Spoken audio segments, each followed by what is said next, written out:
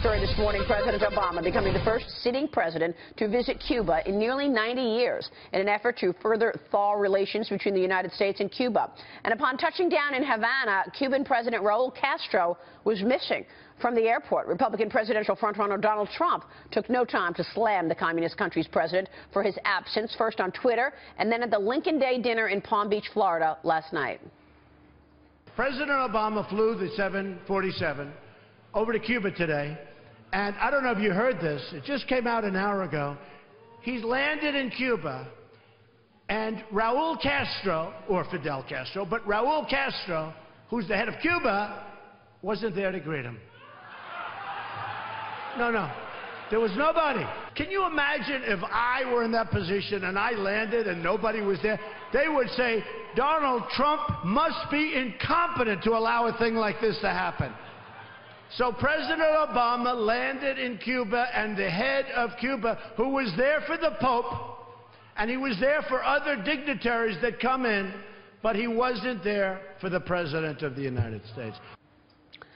The White House noted on Sunday night that it was, quote, never contemplated or discussed that Castro would be at the airport. Joining us now is Republican Congressman Carlos Curbelo of Florida. Sir, good to see you, Congressman. Thanks for joining us. Maria, good morning from Miami. It's good to be with you. So the president is going to meet with dissidents, young entrepreneurs, attend a state dinner with Cuban President Castro, even catch a baseball game. What's your take on this trip? Well, look, I said that I would render judgment on this trip at the end of it because I'm hopeful that something productive or positive can come out of it. However, this first day was very discouraging.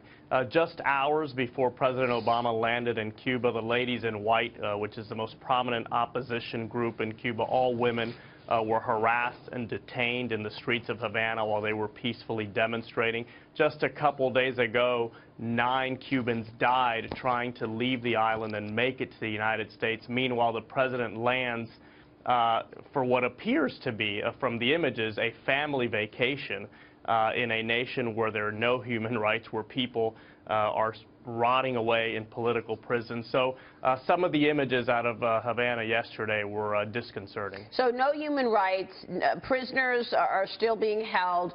We're not getting anything out of it. The talk on this set this morning, Congressman, was the fact that this is a trip, like you said, a family vacation for the president, and once again, the U.S. is on the losing end of this.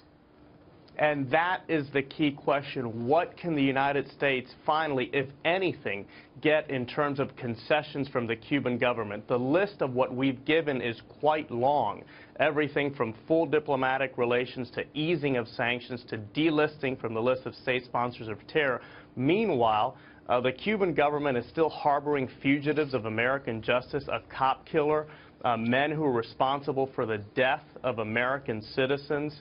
The Cuban government is still responsible for the greatest theft of American property in the history of our country, $7 billion. They're not talking about repaying any of that. They're just asking for more. They want Gitmo. They want $100 billion in reparations for our sanctions policy. I asked the White House in a conversation a couple weeks ago, look, I disagree with the trip, but now that you're going, let's get something for U.S. national security interests out of this. Up to now, nothing, just some pictures in a rainy Havana Sunday. Hey, Congressman, it's Kevin. The question I have for you is, what is the one thing that you would like to see the president come back with or get done? What would be, if we lived in a perfect world, he could get one thing, what would it be? Look, first we have to think of U.S. national security interests.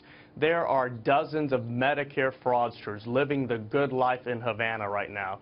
Cubans that came to the United States posing as refugees. They came here, they defrauded Medicare millions of dollars. Those people are sitting in Havana today. Why couldn't the first step be that the Cuban government would return those people so that they could face American justice? On human rights, of course, being a Cuban American, I'd like to see some improvement on the island. President Obama said he would not travel to Cuba until there was some substantial improvement in the human rights situation. That has not happened, yet he is there. So those are two just basic priorities that I hope we could get out of this. So he said